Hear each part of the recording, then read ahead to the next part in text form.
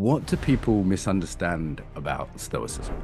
Well, many think it's just as the military put it, suck it up and truck on. So it's about, I fought really, really hard to make it as a woman. I just sort of mean. Who's the funniest philosopher? Who would you say? Uh, Because most of them are quite serious. yeah. So there was this guy named Polarism is not surprising in a world in which it's a black box of a sort. It's a mystery in there. I really don't know what I'm doing when I tap into the computer and all of a sudden everything spills out with AI. On the show today, Nancy Sherman. So, Dr. Nancy Sherman, distinguished philosopher at Georgetown University, ethicist, background in moral philosophy. We're going to be talking Stoicism, Aristotle, probably touch on trauma and her work with the military, on moral injury. This woman is very wise, very well read, highly educated, and has a lot to say about topics that are normally covered very lightly with more depth, I would say. So, Nancy, welcome. Thank you so much. Lovely to be here, Mark. What do people misunderstand about Stoicism? Well, many think it's just as the military put it, suck it up and truck on. So it's about enduring whatever the cost and without feeling much. So a sort of idea of being feeling less or suppress your feelings somehow and just get on with the business of the day and endure as toughly as you can. And I think that's a misread both of what Stoics are and what's healthy. So in the sense of what Stoics are about, they definitely have a very rich account of emotions and how you should feel emotions. They also have a very rich account of staying connected with people that you care about and that are in your community. And they have, in addition, practical advice that isn't just about tuck in those feelings and move on with the work of the day. So I think those are all really important points. And so the Stoicism with a little s doesn't always capture that, but Stoicism with the big S tries to unpack some of that. And do you want to say what you mean by the big S versus the little s? So little s is a sort of a popularized notion. Which side of the channel it came from isn't clear. I actually have heard that it comes from our side. The idea of pull your socks up and stiff upper lip, and that is a common understanding of Stoicism with the little s, like stolid, sturdy would be synonyms. Stoicism with a big S was this important movement that covered from the death of Aristotle, so 323 before the Common Era, right to the 2nd century of the Common Era. So about 500 years, right over the millennium, with lots of variation in the writers' points of view, but they had very complicated views about what your emotions are, how to train them, how to have better emotions, but not to get rid of them. So those would be some of the highlights, I think. So Stoicism is a very broad church. So we're, painting in broad brushstrokes here. Everyone from emperors to slaves kind of writing about it. And then we're in between over 500 years, as you say. As a psychologist, it strikes me as very reminiscent of, and I believe influential on CBT, on the emphasis on sort of thoughts and emotions, kind of well ahead of its time in that sense. But I've been quite amused and occasionally disturbed, mostly pleased to see that it's really jumped into popular consciousness in the last, maybe just even the last 5 to 10 years. It seems like I go every time I go on YouTube, there's every man and his dog talking about Marcus Aurelius or the Stoics, Epictetus, and it's kind of a good thing in general, I think, but maybe with some downsides, right? Yeah, so it is remarkably popular. I think part of the popularity is that it's easy to read. There's inspirational quotes, inspirational sayings. Epictetus was filled with zingers. He's trying to attract 18 to 22-year-olds of a sort, men typically, he himself being enslaved. And so he wanted his audience. And so he kind of knew how to get them in, if not with a hook, but with some jokes. Marcus Aurelius, on the other hand, not at all enslaved, but in fact inspired by Epictetus, the emperor, he's thinking essentially about, how do I survive one more year of war out there? So, and he's writing to himself. These were not at all meant to be published. They were meditations to oneself, to myself, written on the Danube when he was at war for 8.5 years. So he's not really thinking of drawing in an audience at all. He's not there to entertain. He's there to calm himself, I presume, as the emperor and supreme military commander, if you like, of the Roman Empire at that time, with a lot of his troops getting disease. The Antonine Plague was a version of a pandemic, even worse, probably, because there were no vaccines around, no advanced medicine. So, and he probably had it too. He's really thinking about calming himself. So it goes from being, I want to have an audience and I know about freedom, even though I was an enslaved person, because real freedom comes from within, to someone who really isn't thinking much about freedom, but is thinking about another day after he wakes up in his tent. So this is very pithy quality to some of the writers. It's almost like tweets, isn't it? It's certainly something you can almost put in an Airbnb on a poster or on a T-shirt, and I think that's part of the appeal. It's maybe you could say some of those quotes that people always quote around. It's thinking that makes the thing good or bad, which Shakespeare takes on later. But there's also this practicality. Like a quick example: I'm in hospital today. I'm getting tested for what's potentially a very serious genetic disorder. And I go, you know what? I don't know the results. And I'm just observing my thinking and going, you know what? It may or may not be good. That's beyond my control. I've done everything I could. There's no point worrying about it more now. And also that sort of some of the techniques, like the playing it forward. Okay, if this does happen, let me sort of psychologically prepare for that. It's not the end of the world. This is something I'll cope with. So even from my day to day, that's fairly sort of stoic in the approach there, right? What I can and can't control, for example.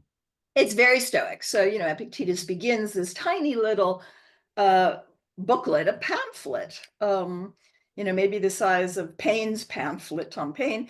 And it's essentially begins with, there are some things up to you and some things that aren't up to you. And then he goes on, as the Stoics do in general. Seneca is my favorite. I just think he's a brilliant writer and torn between his allegiance to Nero and his allegiance to himself.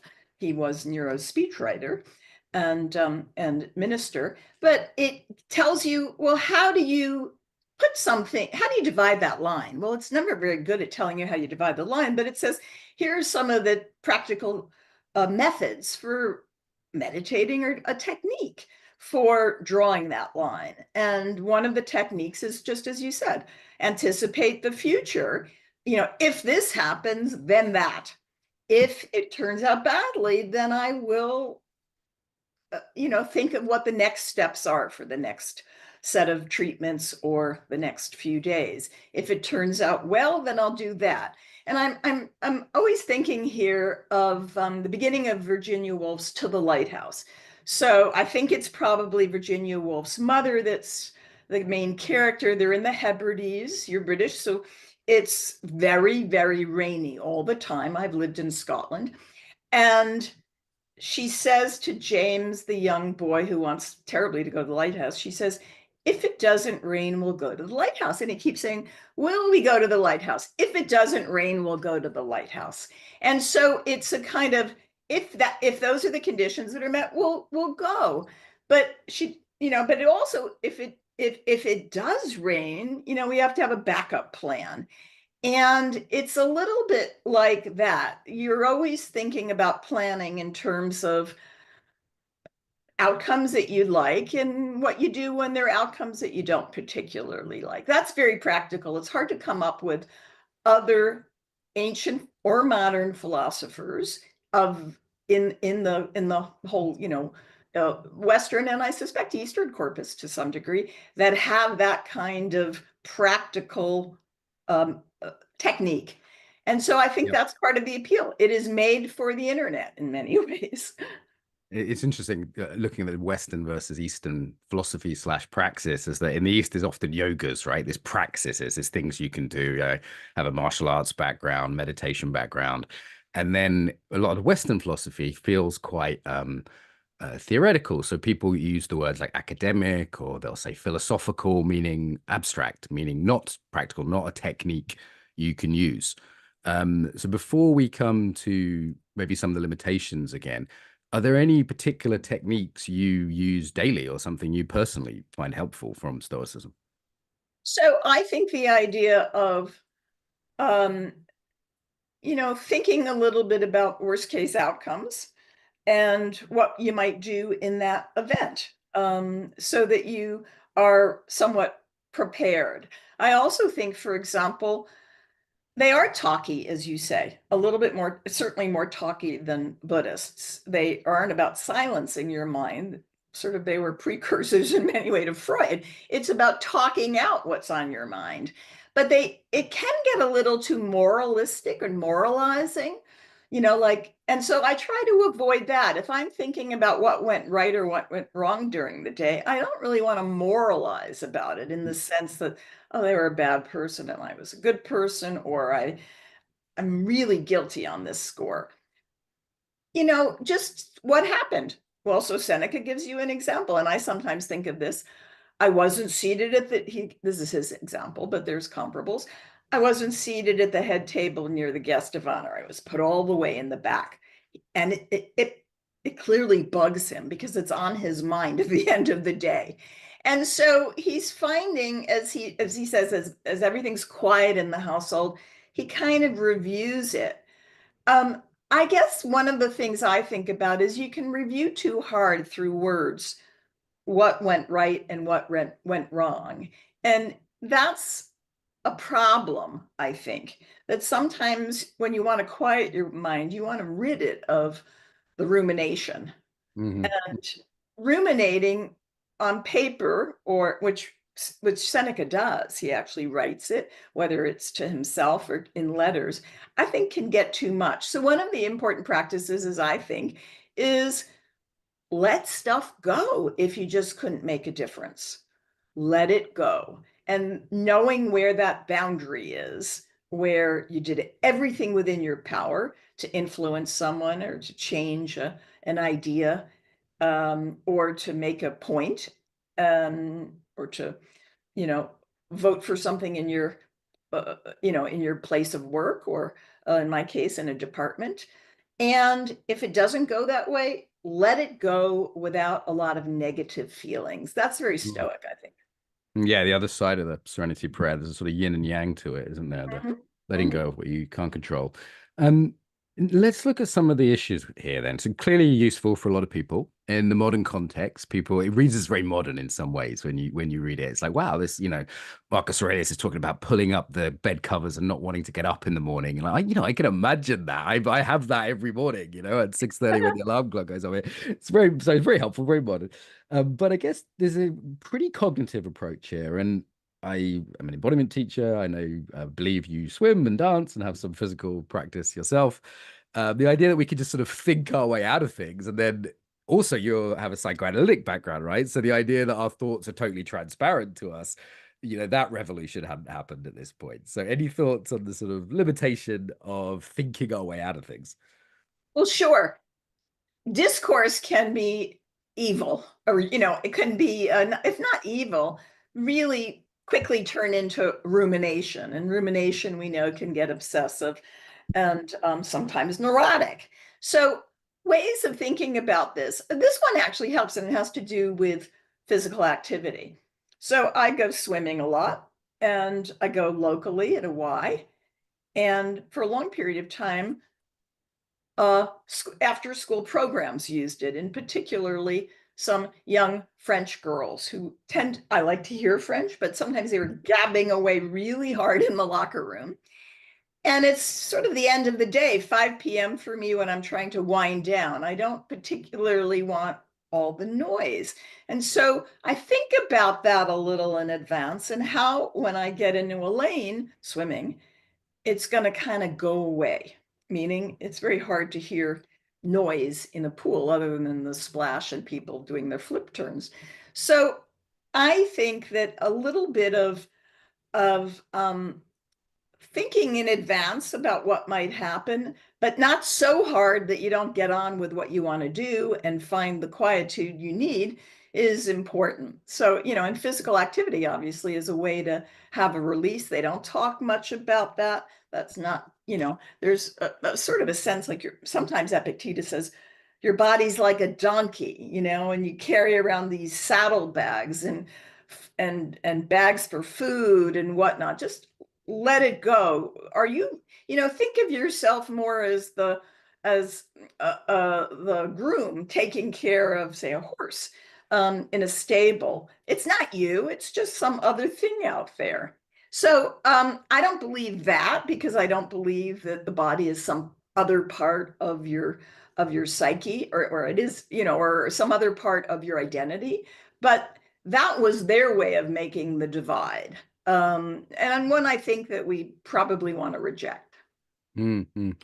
So returning to something you pointed to earlier, there's a sort of macho, something that's called Broicism interpretation of just be tough it up, suck it up. I've heard you're at the Naval Academy, was it? And there's sort of, I can imagine the Navy SEALs saying stuff like that, or someone like Jocko, who's a big influence, these sort of influencers who come from special forces of just suck it up. And it strikes me that there's, on the one hand, a good intention in that. People can be quite fragile today. Certainly, it can be a masculine quality to a certain degree of just get on with it. I've got Australian colleagues who are very good at that, for example. And, sometimes it's helpful, but it's not a particularly sophisticated approach to emotional self-management. And there is a risk, isn't there, within that of a simple like self-brutality, and pushing things down from a psychoanalytic point of view doesn't always end well. So yeah, would you like to say a little bit more about that? The Well, risk of an unsophisticated I approach. worried hard about that, because I advised, for decades, I've advised the military, and I was at the Naval Academy during pretty tense times, and worked with SEALs and worked with people who really did um, think that they could just tough it out under any circumstances. And not just men, but women who really were oppressed by the situation, or even by outside influences. They were discriminated against, or refused promotions, or mocked, even when they graduate first in their class, for example, as one of my PhD students did at the Air Force Academy. And then went on to have these amazing careers with the Joint Chiefs of Staff. But the idea that you just let it go, and maybe even promote the kind of ideas that they sometimes heard in some of the songs about toughing it up, got to them, to the point of it being disruptive psychologically. And I think it's an unhealthy method. Part of the reason I wrote an earlier book called Stoic Warriors was I really saw the blessings and curses of Stoicism. It was far too clear to me, from people returning from Vietnam at very, very high level ranks, from the current midshipmen or cadets, that they were hurting terribly under the idea that they couldn't talk at all about their feelings. The feelings were just ruled out from the beginning.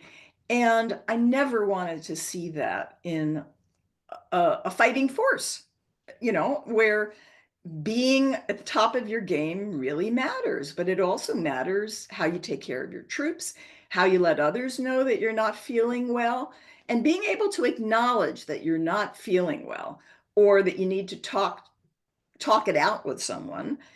Even, a chaplain who has anonymity, with whom you can keep your identity anonymous and it doesn't get reported. That was really, really important to me. So I wanted to make it Mm. absolutely clear. It was a time when creatine, I think, was still on the shelves in jars this big, huge. And then they got banned. This is a muscle building substance. And it was so obvious to me that I wanted something more than just toughness. If these, and some they were kids, 18 to 22-year-olds, or even 50-year-olds who had served in Vietnam, were going to make it through Yeah. through the next decade, especially leading troops. We were getting ready to go to wars. Yeah, and that makes a lot of sense. I mean, creatine is a fairly harmless muscle building supplement, but yeah, certainly in terms of sort of steroid use and things like that, people just toughing it out, not so smart. I mean, what I've loved about your work actually is the focus on the interpersonal aspect of resilience. So I sometimes say to the team in Ukraine, you're not resilient, you're inter-resilient. That Mm. we are relational creatures and the quality of our relationships is our resilience. And I wonder if that was almost a given in Greek culture, whereas we're in this much more hyper individualistic culture, where sort of the Stoic advice falls into the individualism of the modern West, and that relationality is perhaps lost. I think that's really the case. I'll just go back for a second. So the Stoics come after Aristotle. Aristotle opens up the Nicomachean Ethics saying, self-sufficiency isn't for us living alone. It's for us as a member of a family with brothers, sisters, spouses, fellow citizens. And it's relational. It sounds strange, but the very term to be in self-control, the Greek is self-control, is relational. And so that means your resilience, the endurance quality, depends on the sustaining support of others whom you trust and who you entrust in some ways with your care and vice versa. They you. And it gets and Aristotle is just keen on this. 2 out of 10 books in the Nicomachean Ethics are on friendship. That's really remarkable. They were kind of denied for a while because, or overlooked by British translators in some ways and scholars because they thought, where do I put this in a philosophy? But it's so clear that it's critical. The Stoics have that, but it gets diminished whether through our own lens, which, as you say, is hyper individualistic, or through the transmission. It's unclear, but the message often picked up is some things are within your control and some not. So you toughen up yourself to strengthen the areas of control.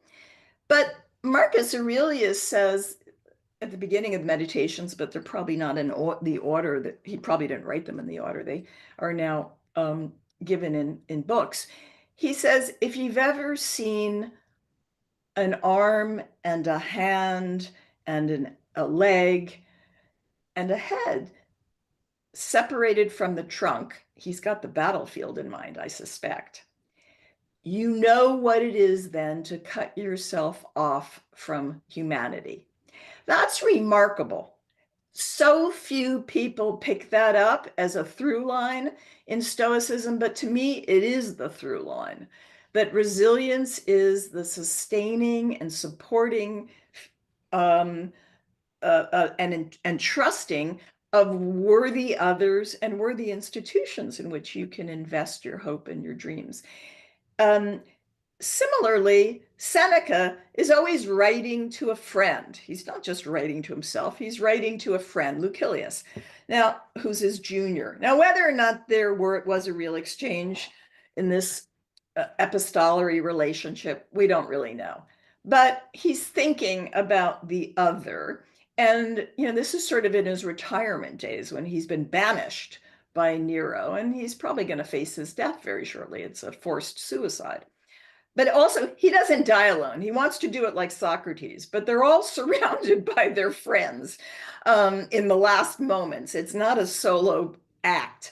And so I think and we know psychologically, resilience among children, adults and you work with so many folks in Ukraine, we know that it depends on others. You just can't do it on your own. And if that gets blotted out in the way we tell the story of Stoicism, we are just being so unfaithful to the texts. So I think that's just sort of critical, and it's been the kind of bugaboo of my writing that when you say self-help, you sort of think about self as opposed to how am I situated in a in a partnership, in families, in business business ventures with others that I really like and can trust. And when do I bow out because they're undermining me? Mm-hmm. Self-help as an idea is potentially narcissistic. As you say, it's historically inaccurate if we're really interested in Stoicism or Aristotle or any of these groups. And there is it's unhelpful in the sense that we're relational creatures, but it's also there's a political implication there, isn't there? And that it says, hey, you've got to do this on your own. It's not about the structures or systems. It's not about the position you're in. It's simply up to you. So pull your socks up. The problem isn't you're in poverty or whatever it's a systemic issue. The problem is you're not thinking right. So sort that out. So I mean, I'm kind of right leaning, but I see the truth in the kind of left position that there's real systemic structures that are really important for our resilience. Well, you can't, I mean, no one survives on their own. We're not in islands, and if we were an island, we still need water, and someone's getting the water. I mean, there was a great Greek tragedy, Philoctetes, the guy gets marooned on an island for 10 years, and the only thing he's got is a sacred bow, and Ulysses, Odysseus, wants it from him and will do anything, trickster that he is, to get it. And he and this guy Philoctetes, marooned by his own troops, the Greeks, he's going to trust them because he needs to get out of that place and back to Greece.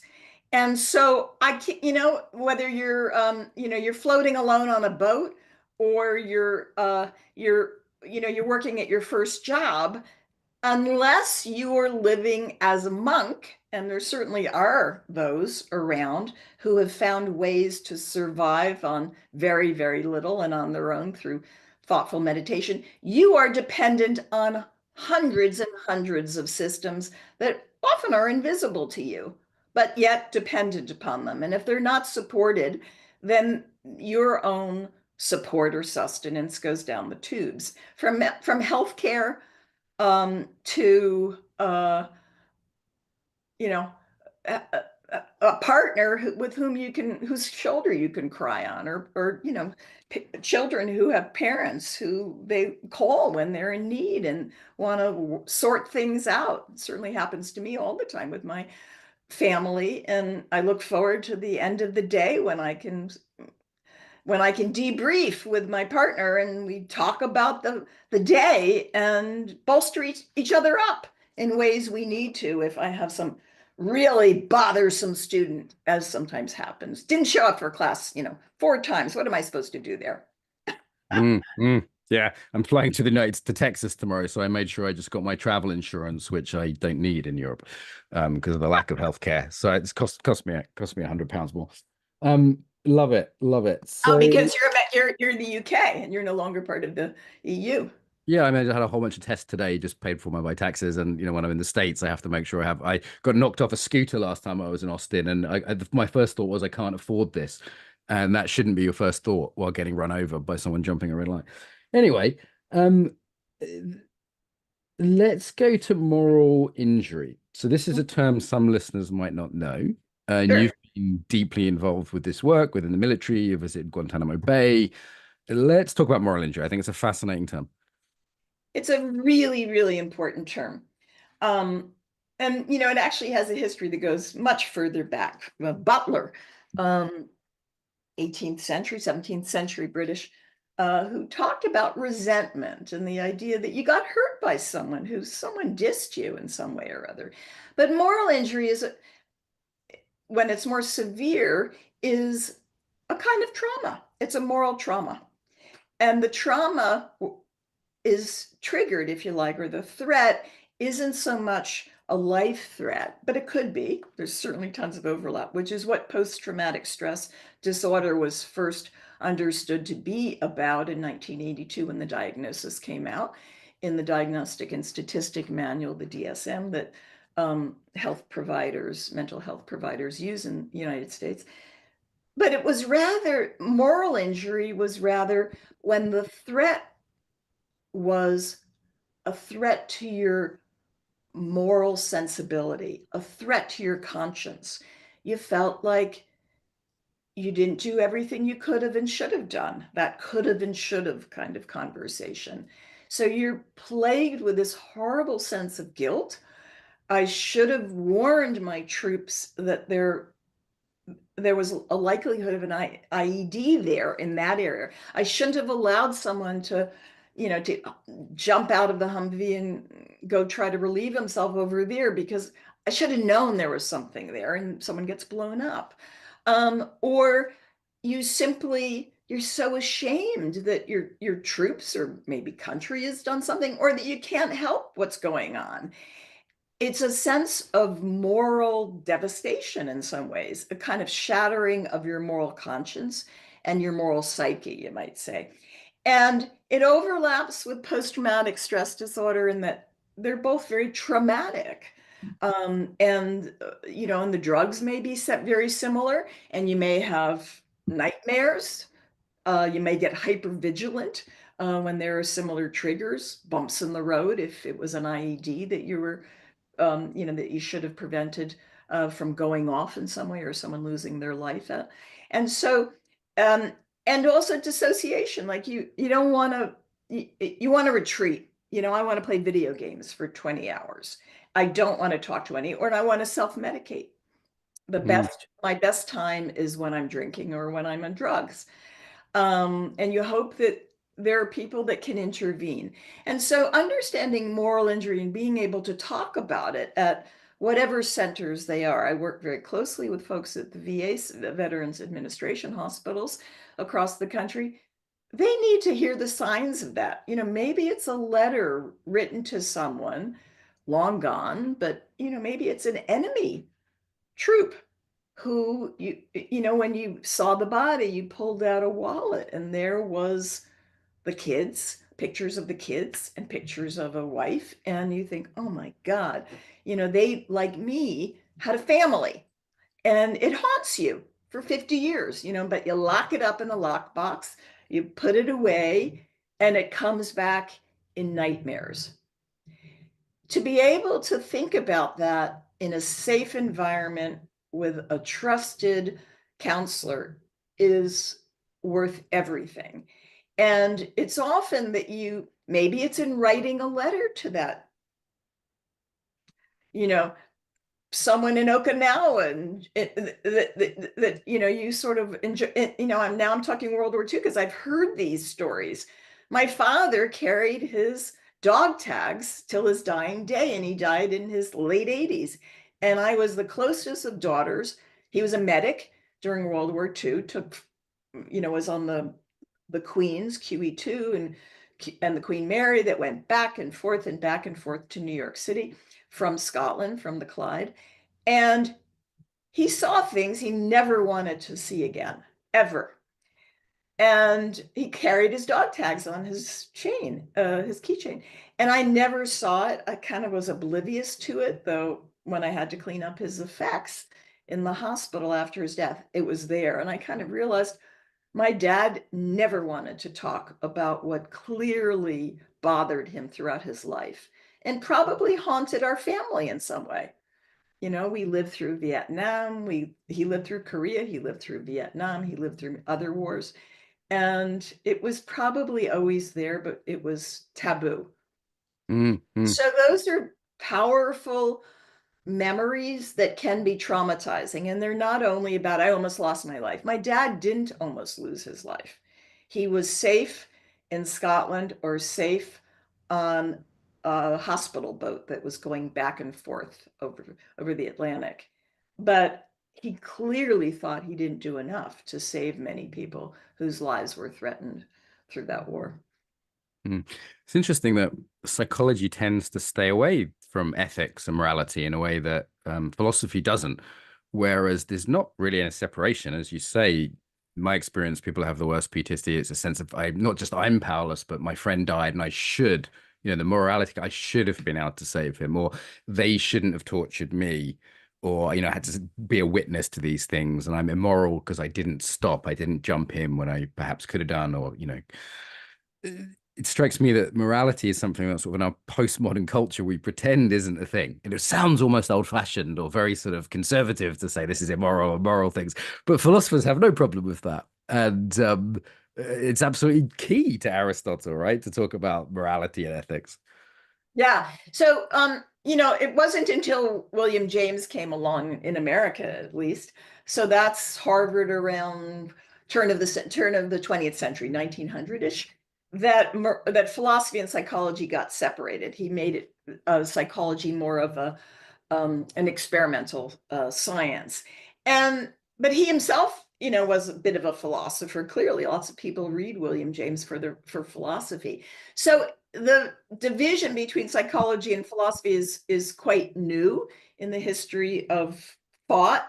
It's also many people who are in the business of talk therapy go to therapists to talk and work out things, are talking about things that have to do with failures of responsibility, or at least perceived failures of responsibility, if not real, wishes they could have altered some situation better than they did, children who don't quite turn out the way they want to, or have drug problems or the like. There's we assume a lot of responsibility. We take it on ourselves, and sometimes it's falsely ascribed to ourselves. We didn't really have the power. Stoicism tries to help there. You really didn't have the power to change things. But it is about responsibility, and whether it's misplaced or not, it's felt deeply.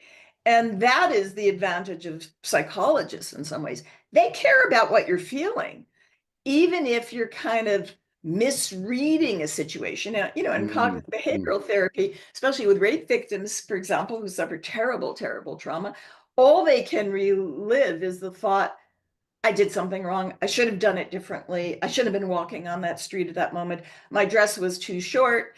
I wasn't carrying, I was always taught when I was in graduate school, carry your keys between your knuckles and be ready to, right through the eyes. And, I wasn't doing that, something like that. And so the ascription of responsibility is pretty strong, often overly strong, but it gives you a sense that most of us, not all, I have to say, most of us want to be good people. We want to take care of other people. Sometimes we draw the boundaries too tight, and sometimes we're willing to go outside the comfort zone and lend a hand when people look really differently from ourselves, or in different walks and in different circles. And that's, I think, what it is to be human. Morality is just about what's human. We're lucky we have psychological methods, drugs, brain imaging, fMRIs, and everything else that can happen through more advanced neurology, and in my country, the FDA testing drugs regularly, see, okay, which antidepressants really work, which one help with anxiety, which one help with addiction, which one, how do we deal with alcoholism addictions and stuff like that. Philosophers aren't too good on that. Someone like in the time of the Stoics, there's this guy, a Roman guy, Fundanus, who says, abstain, abstain. What is Stoicism like? It's like abstention. Yes. Abstain, abstain, abstain. It's one more day of drink, 2 more days of no drink, 3 more days of no drink, 4 more days of no drink. That's what it's like to be able to have, the strength of abstention. But it's not just your will. We now know, there's a lot going on biochemically that isn't just about your goodness. Yeah, as a long-term combination of both is really, really critical. But also the ability to say, you know what, I need help. Yes. To help someone to get help. That is so critical. I have lost people through, in some cases, suicide, and other cases, failures of institutional medicine, because of the poverty of the institutions. And it's heart-wrenching to see that when you think you could have done something otherwise to help someone. I had a grandfather who fought on D-Day, and for years afterwards, he'd wake up screaming and sweating with PTSD. And you'd ask him in the morning how he was, and he'd say he was fine. And he clearly wasn't fine. And I wonder if we've both been impacted by, your father. I mean, you're called Sherman, for God's sake. I mean, that's, I don't know Someone if said that to me yesterday. I was going to I was dropping something off of the shoemaker, and I know that the guy there was a former Marine, and he said, "Oh, what's your name again?" Sherman, Sherman Tank. And I said, that was a taunt in childhood, nothing to do with the tank. He said, "I can't really help it. I'm a military guy." Mm, mm. And one thing the Greeks were big on, certainly Aristotle, virtue ethics, the idea of building virtue. And that seems to have disappeared from the public space. Occasionally I was around some scouts the other day who had a bit of a narrative in Czechia, but generally it's not part of the normal educational narrative. Maybe in the military, but not elsewhere. And I find a lot of boys particularly feel very lost without a sense of how do I build virtue. Any thoughts on that? Yeah, it's a good question. There was a period, maybe about 20 years ago, there was a program out there called Character Counts. And it was a leadership program of a sort. And I was called in to train and then to give some programs on it, and they would list pillars, I think was the, pillars of virtue. And they were pretty common ones: integrity and courage and honesty.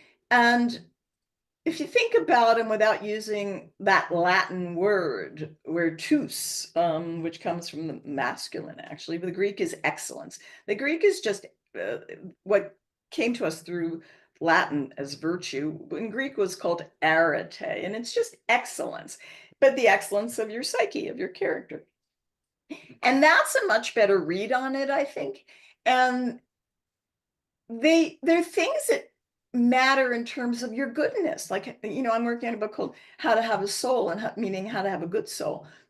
And there are things like courage, um, things like honesty, caring about the truth, um, caring about being generous to others when you have enough for yourself and so enough to give to others. Things like, and courage doesn't have to be military. It can simply be a state of mind about, how am I going to get up tomorrow? Or how do I face death? How do I face mortality? Which is, for many, takes a lot of courage, and there's a lot of denial that can go on. And so the it's such a common place. You couldn't raise children if you, to my mind, decent children. The word is decent, good and decent. In Greek, they kind of go together. They always are sort of linked. And when they're talking about character or virtue, it's really decency. And what do you think about when you think about being decent? You think about, how do you treat others? How do you think about something other than what's in it for me? And that really is critical. When I get into a classroom and I teach, I really am not about, what kind of ratings am I going to get today from my students? I just care about, are they getting the ideas, and do they want to keep learning? And they want to do the reading, but not just to please me, but so they can improve their understanding of the material. So I think they're really, really basic. I think out there in the public market and in the public area, whether it's narcissism or grandiosity or the values of making money above everything else at any cost, that really, really diminishes the goodness of character. So I think character, that's what it's about. Having a decent and good character. What kind of character would you like your kids to have? What do Mm. you want to mirror before them when you wake up in the morning? Aristotle had this lovely sort of idea of the golden mean of sort of between two extremes. So somehow strikes me with, like you say, with the Stoicism again, right? We've got on the one hand kind of like macho Broicism, but on the other, there's something like sort of, overly sensitive Californianism or something. There's another extreme there. And yeah, could you say something about that? Because it's very moderate, and the internet is so full of extremes who are saying the young guys, you've got to be really hardcore, really extreme, do more, harder, faster, stronger. And there's something in that moderation that just seems sane to me. Well, so Aristotle, that, just sort of a point, Aristotle does have this idea of the mean, but it's not really a midpoint, because you can't, there's nothing in life is that simple. There's this and there's that, and you're going to go in the middle. And he backs off that to do it at the right way, the right time, for the right reason. But it's so easy, especially if you're given a few words only, to pump something out there, get something out there, to go black or white. So polarism is not surprising in a world in which there's only so many characters in a tweet, and you're trying to get an audience. It's a recipe for simplification. The algorithm brings that out even more, right? Like Oh, it pumps up, it magnifies, amplifies the more extreme voices for sure. absolutely. But nothing that's worth doing in life, whether it's how much weight, this morning I couldn't lift the usual weight I lift because I realized I've torn some of my shoulder. I don't have I don't need a rotator cuff replacement, but I definitely have tears in my shoulder, which I know an MRI revealed. So it showed up when I tried to lift weights, a certain amount of weights, and it was not the same on the left. You could see the disparity. Now, if I'm just trying to bench lift a certain amount, who I am, what I need, what's right for me never enters. It's just some competition. And you're either there or not there. But life is never like it. Life is messy. Life is gray. Life is about hard decisions. Life is about delicate decisions. Who would ever be black and white with a really smart adolescent child, who can argue to bits and pieces? And you don't want to, at a certain point, you might want to close off the conversation, but you have to get into some nuance about different people.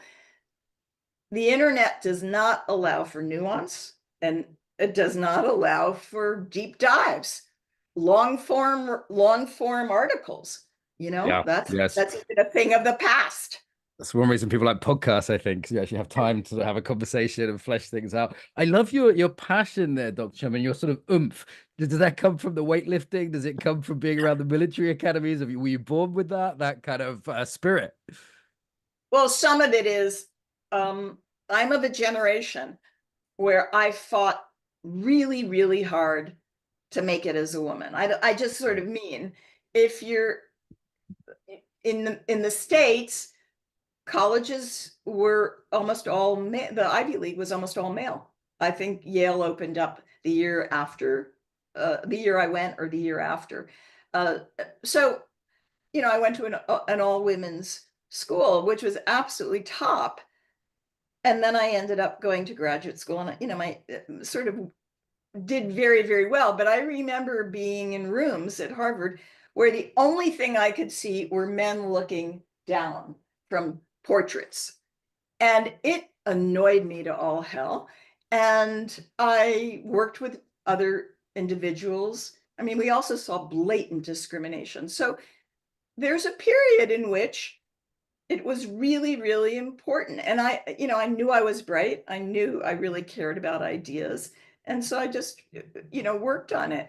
I suspect there were others comparable to myself who didn't have that same passion, or parents who didn't think that was the right way to go. And it certainly didn't come from a position of wealth, because I certainly didn't have wealth as a child growing up, or throughout most of my life. So that it wasn't having a golden, silver spoon in my mouth that that brought me to that. So some of it is just absolute passion that people with ability should be able to do things. And I feel very, very strongly that, I have a daughter who's an athlete. I mean, a very serious athlete, a competitive athlete, and swam. Women too, right? Yeah.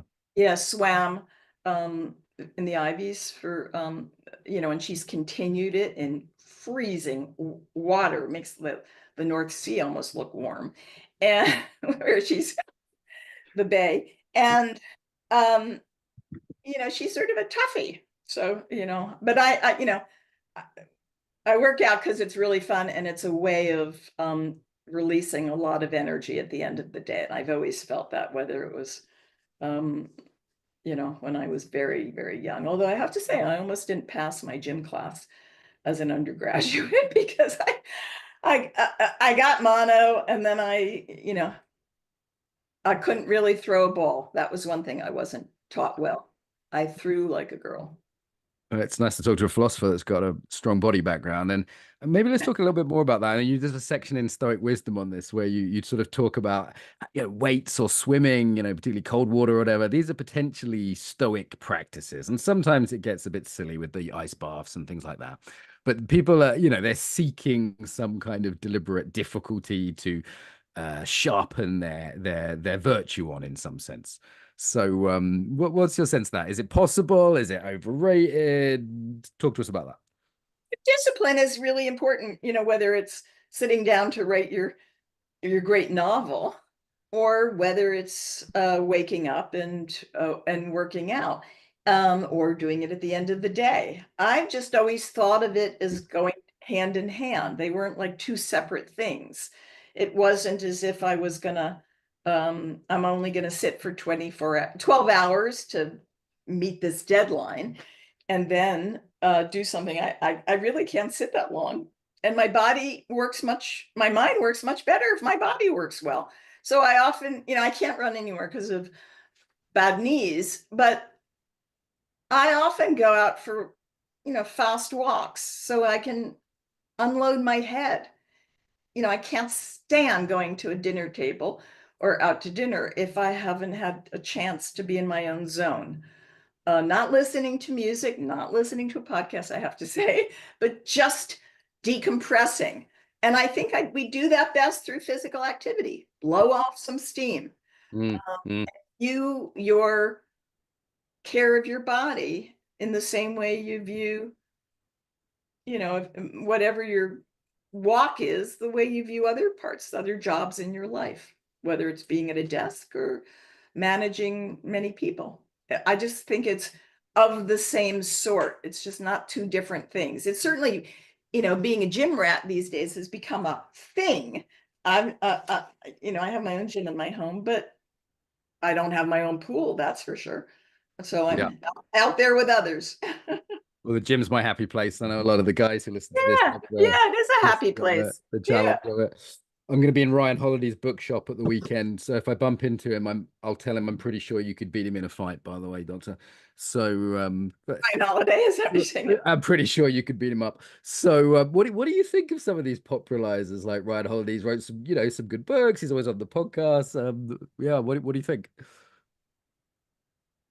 I mean, I think Ryan has done a very good idea in getting stuff out. And I know a little bit about where he came from and why he got into it, and how he found some salvation in a certain way in returning to the Stoics, given his experience with, I mean, it's public, with American Apparel and his boss. And so it was really like a moral crisis for him. And for many, there is that feel about it. And for some of the followers, I do think it is an alternative to religious going. Hmm. It's a church, a synagogue, a mosque of a sort. It's a place that's secular, that seems somewhat familiar to things that they know, and so there it resonates. And that's actually quite good, and you don't have to pay dues or have allegiance to certain kinds of dogmas you might have to have with an institution. And there's a sense of liberation, maybe from your past. In the case, I've talked to so many people who were devout X, Y, or Z and aren't devout anymore. And it was a really hard reckoning. But now they've found Stoicism. And we got to remember that the period is overlapping with the um, the major, the major religions in the States. It overlaps with Christianity and Judaism, turn of millennium, Hmm. um, and with Islam as well to some degree. So it is not surprising to me at all that people are looking for an alternative. Is it money making? Yes, on his on Holiday's part, absolutely. Is Very much so. Yeah. Was he a salesperson before? Yes, he was the sales, he was a sales guy. So he brings with it that background. Does he have a army of researchers? Yes, I wish I had that army of researchers who could get me, just the example he wants of courage at a certain moment. And I'm sure he's got an army of others. So he uses a lot of his wealth garnered through his podcasts to amplify the sound a little bit. Do I get annoyed a little bit at someone who has coins that are supposed to look like military coins that you can order online? I mean, I've been given hundreds of military coins that I don't know, it's a thing. Officers often slip them in your hand when they shake your hand as a thank you for your service. And I've certainly been given them and I treasure them. I don't think I would ever buy one that has, Marcus Aurelius or Mm, mm, Epictetus on it. mm. So, like anything where you're getting the message out, you're often doing it with a bit of for lucrative stuff, So you're asking an academic. Yeah, that struck Now, me as a very fair, balanced, and somewhat diplomatic answer, but I felt that was generous. And I do notice this tension. So I have all sorts of people on the show. Just to give you an idea, I've interviewed over 600 people, and some of them are very much academics. Philosophy professor from Oxford we had on recently, for example, Stephen Law. Others are much more popularizers, or people like me who are trainers. We're very much on teachers more than academics, and yeah, then some that are sort of in the middle. And there is a bit of a tension there. And I on sort of academics at their worst seem to be a bit defensive of their territory. And they're like, but you haven't gone to Oxford. How dare you have an opinion? And then, the popularizers at their worst are sort of cashing in. And I'm glad there's both in a way, but there is a tension in the personal growth field between these two groups of people, I've noticed. that's absolutely the case. And of course, there's crossover because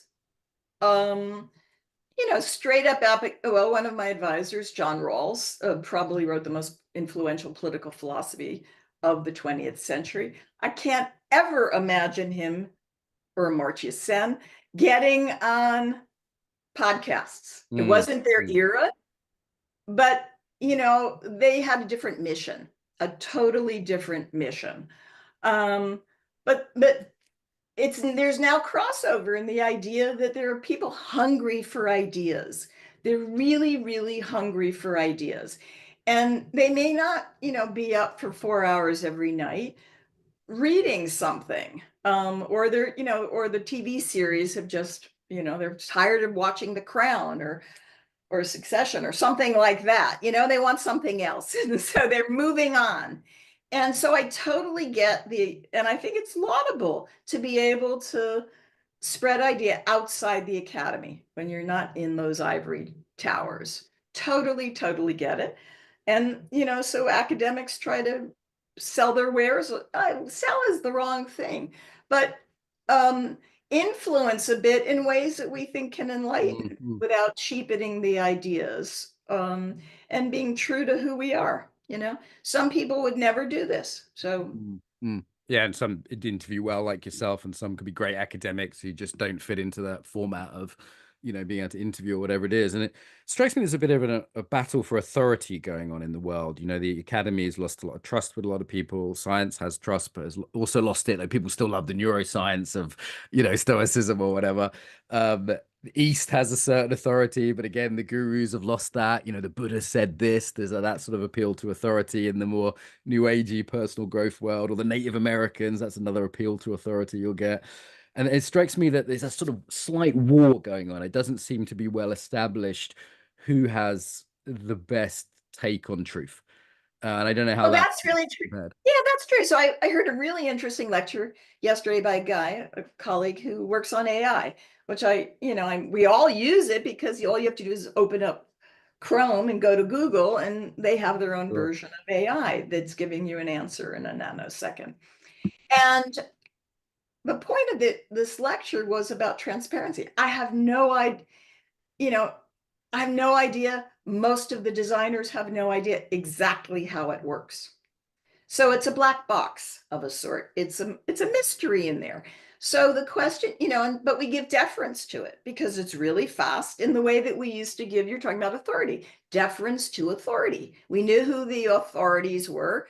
In the 12th century, they were the monks in the at Oxford. We knew who the authorities were, the founding fathers or something like that.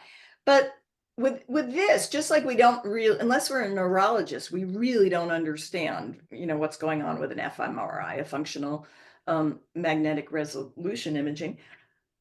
Even computer scientists, data dudes, really don't know what's going on with these neural networks that DeepMind and Google's DeepMind are working on, or all the other AI places around. And the idea is, should we? Well, yeah, I think we should.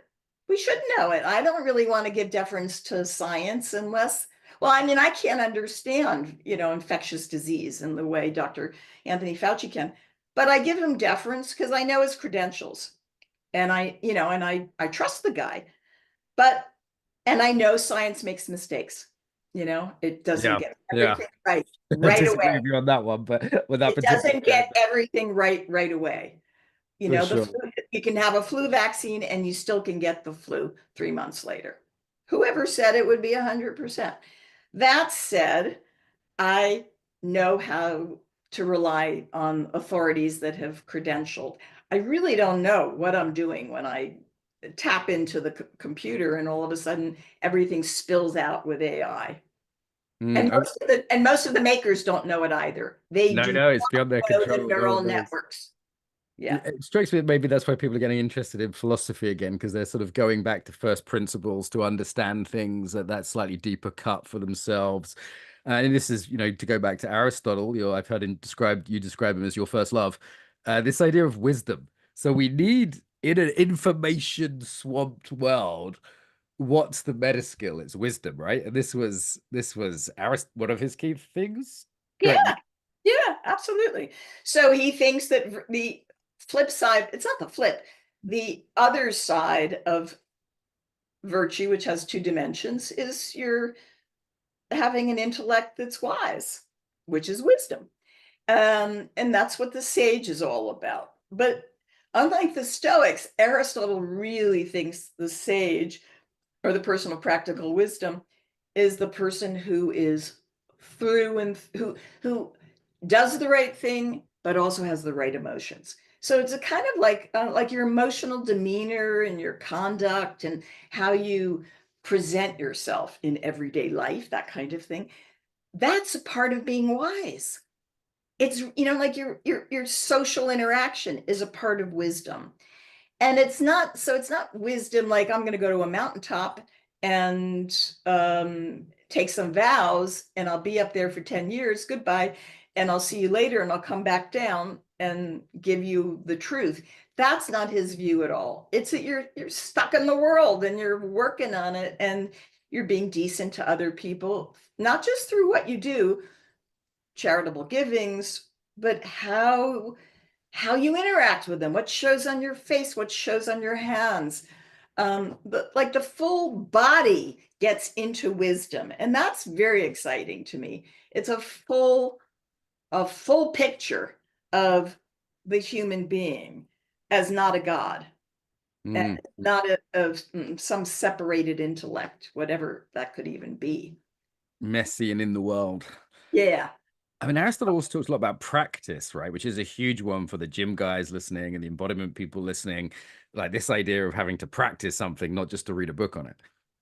Yeah. So he says you become just by doing just deeds, and you become just like you become a good lyre player, which is a harp, by playing. So, I thought about this a lot when I was younger, and I thought, I tried to get my kids to get to the piano. I never was successful. And I told them, well, you got to practice, practice, practice. And, that didn't get me very far. And so the idea of practice is it's mindful practice or critical practice. You're thinking as you're doing, and this goes for how you're lifting weights or, or what your form is when you're dancing or swimming. How am I entering the water? Am I actually pulling with my arm, or is it just sitting there? I see people swim, their arms are like this, or they're, all the water goes through their finger, and I'm thinking, oh my God, their technique is terrible. So it's not just do and do and do, it's do and get it better each time, improve and know how to improve.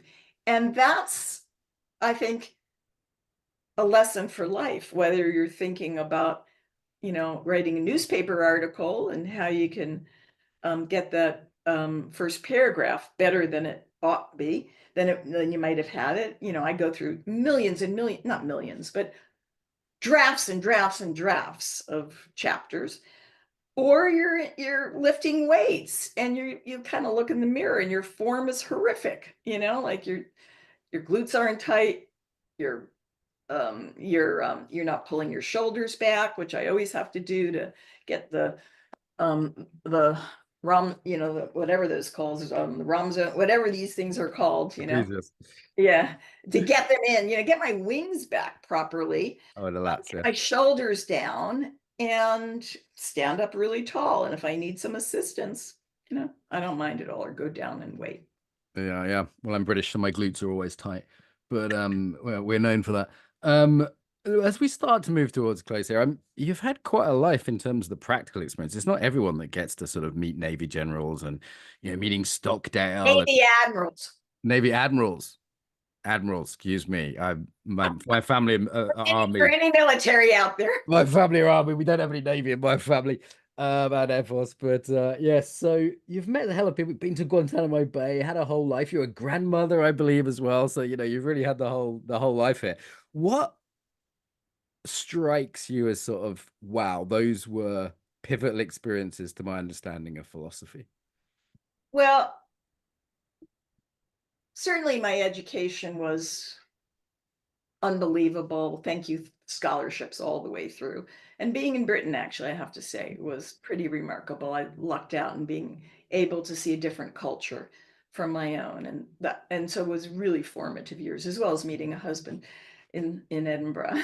That said, I think the the beginning 3 years, mid 90s, in which I served in the military, I was kind of, everyone said, you must be an admiral. We'll stick you in 1-star housing wherever you go. I wasn't, of course, but I came from a generation where the Vietnam War just tore a country apart, very much like where we are now, but now it's amplified because of the way social media works and the way there are echo chambers and conspiracy online and stuff like that.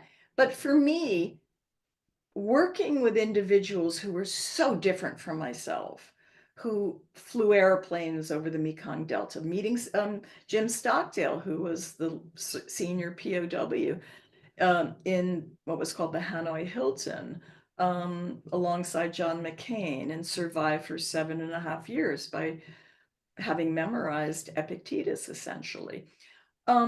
Seeing people so different from myself and making an influence on their lives, and moreover, they making a huge influence on mine. I think that was like the gift of a lifetime. So, and it was sort of academic, of course. I stood up a course on ethics. I trained them. I trained SEALs. I did a lot of stuff that I never ever would have thought I could do with my background. And it opened the world up to me, made me much wider thinking. I understand much better, what is it to be a 4-star?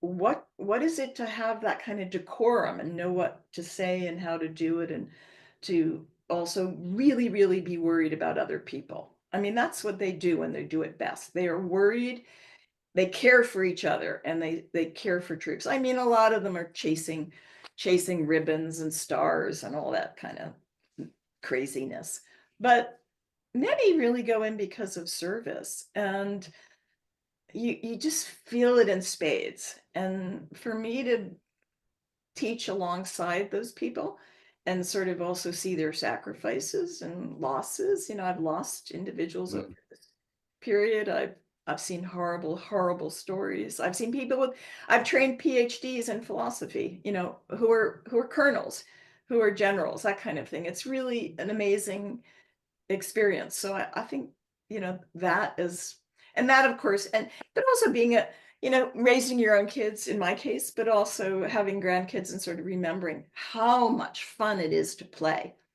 sheer play. You can do a cartwheel, Grandma? I can't believe it. And I do it like you can, all of that stuff, running with kids. I mean, the sheer exuberance and wanting to make a better world for them. So I think about that almost every day. I want the climate to be better for future generations. I want my students to be better for future generations. So I've been in a position, whether it's personal or professional, where I've been able to think beyond my own pocketbook and beyond my own family, that kind of thing. That's pretty cool. Yeah, pretty cool. Pretty cool. Woo! What's there? What's there? Yeah. You're Sometimes asking very good questions, so I get to compliment you now. I've enjoyed researching you tremendously, using AI and listening to many other interviews. I had lots of good content. You've been in my ear at the gym today. Some the fun one I sometimes ask people before wrapping up is, often guests get interviewed, they get asked the same old questions. What is Stoicism? What's Jim Stockdale like? So is there any question you wish you got asked more about, a topic you wish you got asked more about in interviews that would be kind of fun just to kind of rip on for a little bit before we close? Yeah, so why should we care about play? For a while, I really was thinking about play. Because philosophy is a serious business. We talk about justice and we talk about good character, but what about fun? And so I've thought a lot about, well, what do the ancients think about it? Sometimes they just think it's, recreation is respite from other more important, sorry, the sun's in up my eye here, respite from more important activities, but it's not much on its own. It's child's thing, toys, spinning tops and stuff like that. But I actually think it's really, really more important. It's laughing. I'm not particularly funny. I have a husband who's really, really funny, and enjoying wit is, that isn't harmful, not harmful wit, but wit that's just, like spot on. That's fun. And so putting humor and fun, play with it's all its creativity, spend time with a kid on the floor, building blocks or Legos, or have their eyes open up. Wow, you can do that. You should see this. I can't wait to show you. That is just so cool. The sheer excitement that comes and curiosity of discovery that is part of play as adults or as children. If you lost that as an adult, then just, pack up your bags. It's really not worth it. Sometimes I try to tell a joke or two in class. Sometimes, they come off well. Sometimes they don't, but sometimes a student, who's not too cynical will say, that's a good one, Professor Sherman. You'll get one in. I'm known as the world's funniest trauma teacher, which is a funny claim to fame in my. That's a relief. The It's good. Ukrainians are dry in their humor, who I've taught as well. I love Do their you dark speak humor. Ukrainian? I mean, do you speak their language or do you have Some translators? Russian. My Ukrainian's pretty bad, but mostly it's run by the team of people I train now. So I train them in English, and they do the hard work now. I just talk to them every now and again, just text them once a week, make sure they're doing okay, give them a bit of supervision, a bit of love, hear about their boyfriends, and encourage them not to put themselves too close to the front line. Is the big worry I have some days. But Of course, of course. yeah, talking about moral responsibility, putting young people That's a in lot. harm's That's way. heavy. That's Very sort of heavy. weighs with me a bit. But who's the funniest philosopher? Who would you say? Like, because most of them are quite serious. Yeah. So there was this guy named Ted Cohn, who was at University of Chicago, Ah, and he wrote a book called Jokes or something like that. And he went through a ton of them to try to analyze through sort of philosophy of language a bit why they were funny. And some of them were very, very funny. I've been in seminars with him and he could be just a stitch. So that, that was pretty funny. I don't know who else would be rather funny. Trying to think, I wasn't blessed with enough of them.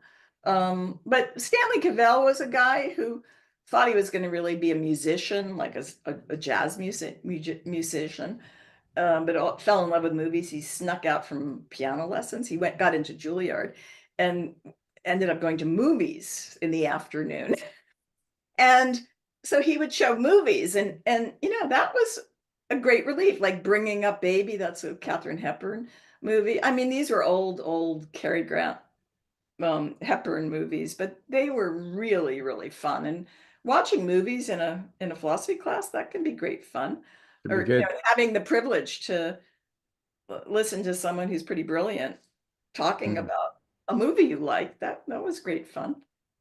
Yeah, I was never sure if Nietzsche was joking when he sort of had chapters like "Why I write such good books," but I think maybe he wasn't joking. It was just a megalomaniac. It's hard to know, but that struck He's me as a weird guy. Yeah, kind yeah. of odd. Yeah. Listen, we needed to wrap up. Thank you so much. Thank you so much, Dr. Sherman, for your time. Much appreciated. Where do people find your books, your stuff online? Where's the place to go? Okay, good. So nancysherman.com.